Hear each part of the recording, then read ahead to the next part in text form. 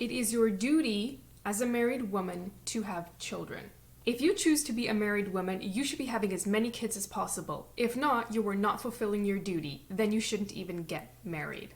Comments like that don't make me upset, but they do make me think that that is a very narrow worldview. I'm Hannah. This channel is all about living child-free because I'm the wife without kids. We live in a society where womanhood is very much associated with motherhood. And that does make sense because naturally a woman can get pregnant and carry a child, and a man cannot do that. And yet not everyone thinks that just because you can have kids, you should have kids. I've never thought less of myself because I've made the choice not to have kids. I still feel like I'm just as much of a woman as someone who decides to have 12 children. I want to kind of get to the bottom of this thought that if you don't have children, you are not really fully a woman. You won't be as fulfilled. You haven't filled your duty as a female. So we're going to take a little trip down memory lane. Well, not really memory lane because none of us were around when all of this started. Let's go all the way back to the year because, hey, that's kind of a fun number. So during that time, culture dictated that women stayed home with their children.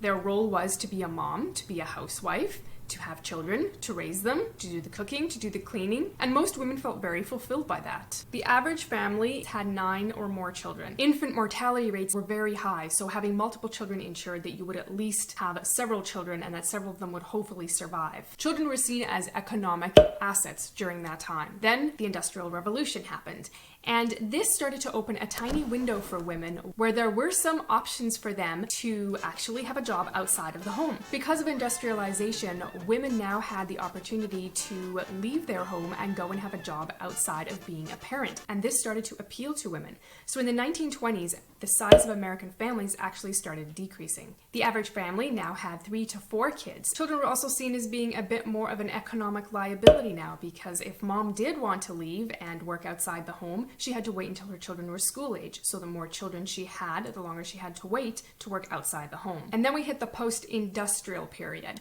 And this is where it became much more accepted for women to work outside the home. The role of the woman started to shift from just being the one who had babies and the one who raised children and the one who kept house to she could actually have a career. She could go to college. She could go to university. And that started to become a very accepted way of living.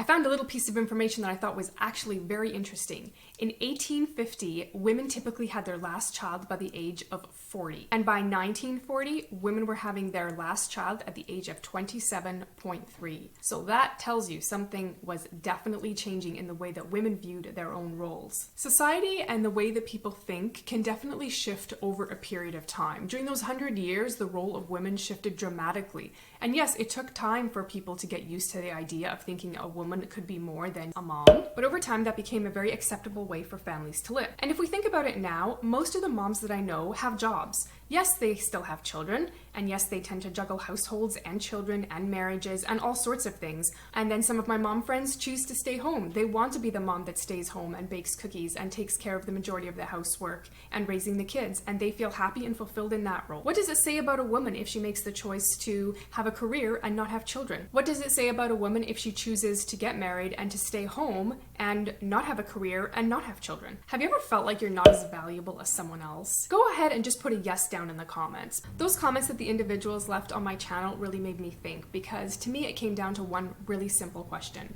Where does your value come from? Now the answer to that question is probably a little bit different for everybody because everybody has different beliefs, they have a different moral system, maybe self-esteem issues also creep into how you see yourself and how you see yourself as being valuable. If we look to society for our values, I think we have a very clear picture of what society thinks is important and what society thinks gives people values. It's who you are, it's who you know, how much money you have, or what title you have, how many degrees you have behind your name. If you've accomplished something really great that has made a massive impact on many people in the world. It's if you're a mother or a father. I don't think value should be wrapped up in the things that we've accomplished or the things that we've done. I think every person has equal value simply because they are a human being, regardless of whether or not they decide to have children. In the 1850s, most women stayed home with their families. By the 1920s, women were starting to go to work. Does that mean that the 1850s woman was not as valuable as the 1920s woman? Or does that mean that the 1920s woman didn't care enough about her family because she went off to work, and so she had less value as a mother now and more value as a working woman? Now, don't misunderstand me. Having kids is very valuable. Having money can be valuable. Knowing important people might be valuable, but it doesn't define who we are. I'm not less of a woman